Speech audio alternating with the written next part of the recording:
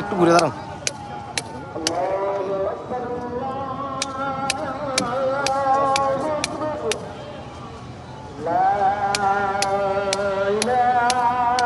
City corporation নিযুক্ত প্রশাসক জনাব ইউসুফ মোল্লা টিপু ভাই কুমিল্লা ইপিজেডের সামনে যে কার্পেটিং হচ্ছে, এই কার্পেটিং সরাসরি ভিজিট করতেছে। কার্পেটিংয়ের মান এবং থিকনেস পারফেক্ট আছে কিনা। কিছুক্ষণ আগে এখানে টেস্ট করে গেছে যে যে পরিমাণ মিলিমিটার দেওয়ার কথা ওইটা দেওয়া আছে কিনা সেটা দেখতেছে, উনি নিজে পরিদর্শন করছে এবং আরেকটি স্পটে উনি চেক করতেছে।